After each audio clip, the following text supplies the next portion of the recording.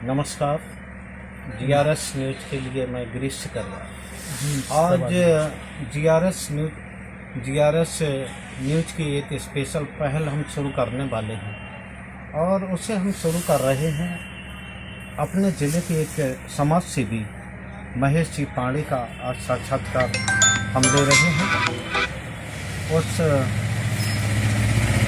महेश जी पांडे पेशे से व्यवसायी हैं, लेकिन जनपद में मूलभूत आवश्यकताओं के और जो तमाम तरह के जो मुद्दे अभी रहते हैं, तो पांडे जी उस मुद्दे को बहुत कर्मठता से उठाते हैं और उस मुद्दे को अंजाम तक पहुंचाने के बाद ही वो सांस लेते हैं, चाहे कितना भी वो हो जाए। और 2018 से पांडे जी जो सरकार ने SC/ST एक्ट जो संशोधन किया, तो उस पर पांडे जी अभियान चला रही। लगातार उनका ज्ञापन का क्रम रहता राष्ट्रपति को संबोधित। तो पांडे जी आप व्यवसाय का और राजनीति का जो समाज सेवा है, तो समाज सेवा भी एक तरह की राजनीति होती है। राजनीति कुछ लोग पैसे के लिए करते हैं, कुछ लोग समाज सेवा के लिए करते हैं। तो ये राजनीति और समाज सेवा परस्पर भिन्न वो हैं। इन लोगों की ये हम कह सकते हैं कि दुश्मनी होती है। तो आप कैसे मेंटेन करते हैं दोनों चीज़ें? शिकरवार जी, पहले तो मैं आपके चैनल को धन्यवाद दूंगा। और आज स्वामी विवेकानंद जी की जयंती है, जिसे राष्ट्रीय युवा दिवस के रूप में मनाया जा रहा है। स्वामी विवेकानंद जी ने जो एक समाज को दिशा दी है, उन्होंने कहा उठो जागो और तब तक काम करते रहो जब तक सफलता ना मिले। राजनीति और व्यवसाय, ऐसा लोगों का मानना है कि ये एक दूसरे के परस्पर विरोधी है, लेकिन मेरा ऐसा मानना है। मैंने 1981 में ग्रेजुएशन करने के बाद व्यवसाय शुरू किया था और 1981 से लेकर 2023 42 वर्ष से अधिक व्यवसाय और समाज सेवा दोनों में मैं बराबर सक्रिय रहा हूँ। हमें कभी ऐसा नहीं लगा कि हमारे समाज सेवा के माध्यम से हमारा व्यवसाय प्रभावित हो रहा है या व्यवसाय के माध्यम से हमारी समाज सेवा प्रभावित हो रही है। एक आदमी के अंदर लगन होनी चाहिए, ललक होनी चाहिए किसी भी कार्य को अंजाम तक पहुंचाने के लिए। उसके लिए सिर्फ एक लगन और ललक की आवश्यकता है, जो जिसका मेरे मन में है। मैं कभी इनको एक दूसरे को परस्पर विरोधी नहीं मानता हूँ। ये मेरा इस विषय में कहना है। नहीं, आपने बिल्कुल सही कहा, लेकिन चक्कर ऐसा वही समय मान लीजिए कि शादी विवाह के भी समय होते हैं और उसी समय ऐसा लगता है कि राजनीति का तो कोई समय नहीं होता, समाज सेवा तो कभी भी ज़रूरत पड़ सकती है। तो कैसे आप तारतम्य बिठा पाते हैं? क्योंकि आप अभी हम जैसा आपको जान पाए हैं कि आप अकेले हैं, और तो कैसे बिठा पाते होंगे तारतम्य इसमें? देखिए शिकरवार जी, एक तो मैं ईश्वर में बहुत विश्वास रखता हूँ और इस बात का भी विश्वास है कि जितना, वैसे मैं कर्म में विश्वास रखता हूँ, लेकिन जितना हमको ईश्वर को देना है, उसको जिसे देना है, वो हमारी झोली कहीं ना कहीं से भर देता है। तो कभी ऐसा होता है कि बड़ा होता है कि सालक का समय है, व्यवसाय के माध्यम से समय नहीं निकल पाता है। लेकिन हमने कभी उस तरह का व्यवसाय नहीं किया जो लोग एक व्यवसाय मोल तोल वाला करते हैं। हमने एक शुरू से ही अपना सन 81 के बाद जब हमने व्यवसाय किया, ग्रेजुएशन होने के बाद आए, कुछ दिनों थोड़ा व्यवसाय रहा मोल तोल वाला, लेकिन हमको पसंद नहीं हुआ। उसके बाद हमने अपना एक व्यवसाय को भी समाज सेवा के माध्यम से हमने लिया। हमने कहा जो लोग हमारे प्रतिष्ठान पे आके जो हमसे खरीदारी करेंगे, उसमें हमारा ये हमेशा से दृष्टिकोण रहा कि उसको हमसे कम मूल्य पर बाजार में कहीं सामान न मिलने पाए। इस तरह की हमने अपनी दुकानदारी शुरू की जिन लोगों का अटूट विश्वास हम पर रहा और मैंने उसे आज दिन तक टूटने भी नहीं दिया, इसी कारण व्यवसाय के साथ साथ हमको समाज सेवा के लिए भी भरपूर समय मिलता रहा है। हमें कभी कोई अड़चन आज दिन तक नहीं आई है। आप देख रहे होंगे कि SC/ST एक्ट 2018 में जो माननीय सुप्रीम कोर्ट ने एक व्यवस्था दी थी कि भाई इसमें जांच हो, प्राथमिक तौर पे लोगों का शोषण न हो, लेकिन वोटों के लालच में सरकार ने उसमें माननीय सुप्रीम कोर्ट की बात को नहीं माना और उसे दोबारा फिर कर दिया, पारित कर दिया। हमारा उस एक्ट के लेकर दुरुपयोग विरोध नहीं है। हम ये चाहते हैं कि वो भी हमारे समाज के अभिन्न अंग हैं, हमारे भाई हैं। कोई अगर उनके प्रति अपशब्द कहता है या दुर्भावना की बात करता है तो उसको कड़ी से कड़ी सजा मिलनी चाहिए। लेकिन कुछ पेशेवर लोग जो उसका दुरुपयोग करते हैं, मेरा सिर्फ इस बात के लिए विरोध है कि इस एक्ट का दुरुपयोग रोकने के लिए कोई व्यवस्था कर दी जाए। इतने मात्र को लेकर के हम अपनी लेकर के आपको देख रहे हैं कि इस समय हमारा 19 तारीख को 53वां ज्ञापन जिलाधिकारी औरैया को सौंपा जाएगा और हम तब तक इस अभियान को बढ़ाते रहेंगे जब तक मेरी बात सरकार सुन नहीं लेगी और इस एक्ट के दुरुपयोग को रोकने के लिए कोई ना कोई मुकम्मल व्यवस्था नहीं कर देगी।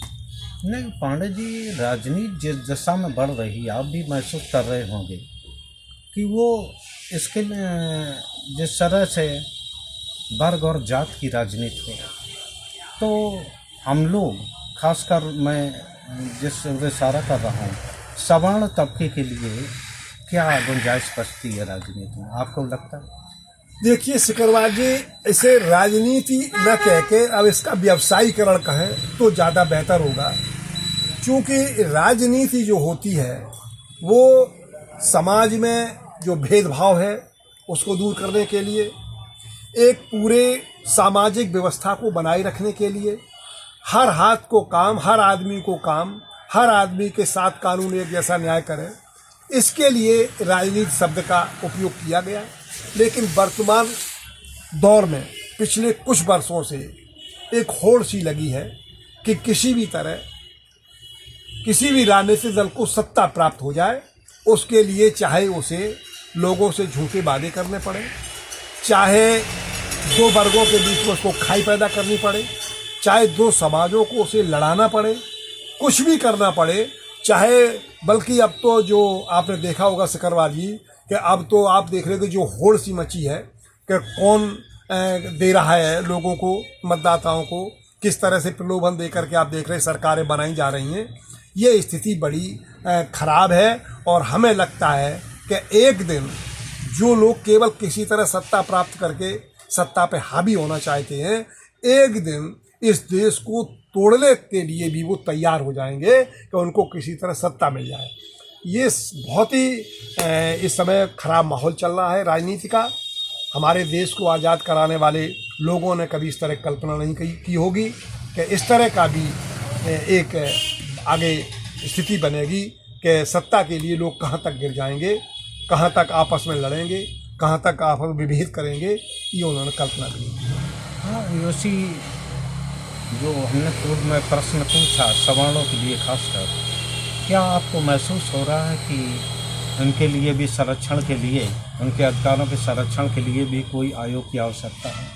देखिए सिकरवार जी, सच बात तो ये है कि ये जो सवर्ण या अन्य पिछड़ा वर्ग या अनुसूचित वर्ग, इस तरह की व्यवस्था इस आज़ाद देश होने के बाद तो उसी समय इस पर विराम लग जाना चाहिए था। देश में सिर्फ दो ही तरह के वर्ग हैं, एक अमीर वर्ग और एक वंचित वर्ग। वो किसी भी जाति या धर्म में पैदा हुए हों, क्योंकि ये किसी व्यक्ति का इस पर अधिकार नहीं है कि वो किस जाति में पैदा होगा, किस धर्म में पैदा होगा। लेकिन अमीर और गरीब के आधार पर यदि व्यवस्थाएं बनाई जाएं तो उसमें किसी के प्रति कोई कुंठा का भाव नहीं होगा। लेकिन जाति के आधार पर इस तरह का भेदभाव ये देश के लिए भी और समाज के लिए भी सही नहीं है। पांडे जी, आपने आरटीआई का भी बहुत इस्तेमाल किया है, ऐसा हमें कलेक्ट्रेट से भी पता लगा है कि जो ये बेंच देखते हैं आरटीआई की, तो आरटीआई में अब आपको क्या बदलाव कुछ महसूस हो रहा है कि अधिकारी हैरान कर रहे हैं, सूचनाएं नहीं दे रहे हैं समय पर?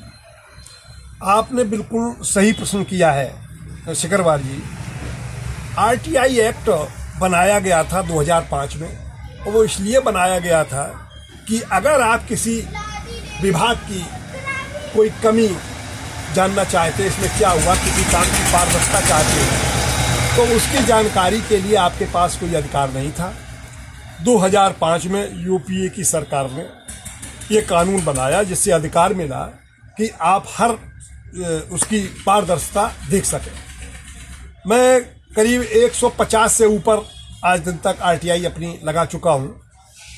शुरू में तो उनके रिजल्ट अच्छे आए थे, लेकिन अब जो प्राथमिक स्तर पर जन सूचना अधिकारी हैं, वो किसी तरह अगर कहीं वो दिखता है उनको कि इस आरटीआई से कुछ खुलासा होगा, तो फिर वो इसके देने से 20 बहाने इसके बनाते हैं। और जनपद स्तर पर जो उनके अपीली अधिकारी होते हैं, प्रथम अपीली अधिकारी, वो भी उस अपील को सुनते नहीं हैं। हमें तो ऐसा लगता है कि इस आरटीआई कानून को कमज़ोर करने के लिए भी अधिकारियों द्वारा एक समय सोच के कुचक्र रचा जा रहा है। मैं आपको एक अपनी ताज़ी अभी घटना बताता हूँ। देवियापुर नगर पंचायत में लगभग 25-30 करोड़ रुपया विकास के लिए आया है। जिले की सबसे कम क्षेत्रफल की सबसे छोटी, हम वोटों के हिसाब से बात नहीं कर रहे, क्षेत्रफल के हिसाब से सबसे छोटी नगर पंचायत है। आखिर 25-30 करोड़ रुपए में विकास क्या हुआ, इसकी जानकारी के लिए आरटीआई लगाई गई, लेकिन यहाँ जन सूचना अधिकारी ने 25,000 रुपया जुर्माना तो शयन कर लिया, लेकिन जानकारी नहीं दी।